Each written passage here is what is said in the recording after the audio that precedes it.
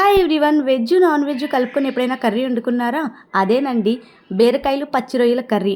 ఒకవేళ వండకపోతే ఒక్కసారి ఈ వీడియోని చూసి మీ ఇంట్లో చేసేయండి. సో ఫస్ట్ ఈ కర్రీకి కావాల్సిన వెజిటేబుల్స్ అన్ని కట్ చేసుకొని అలాగే రొయ్యల్ని కూడా బాగా కడుక్కొని ఉంచుకోవాలన్నమాట. నెక్స్ట్ ఒక కడాయి పెట్టుకొని కొంచెం ఆయిల్ వేసి ఆనియన్స్ పచ్చిమిర్చి వేసి బాగా ఫ్రై అయిన తర్వాత అల్లం వెల్లుల్లి పేస్ట్ కూడా వేసి పచ్చివాసన పోయేంత వరకు కలుపుకొని ఆ తర్వాత ముందుగా కడిగి పెట్టుకున్న ఈ రొయ్యల్ని కూడా అందులో వేసి కొంచెం సాల్ట్ వేసి బాగా కలుపుకొని మూత పెట్టుకోవాలి.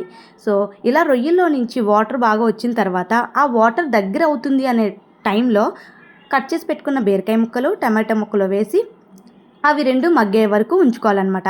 ఆ తర్వాత ఇలా వేసిన బీరకాయల్లో నుంచి వచ్చిన వాటర్ కూడా దగ్గర అవుతున్న టైంలో కొంచెం కారం అలానే కొంచెం ధనియాల పొడి వేసి బాగా కలుపుకోవాలి.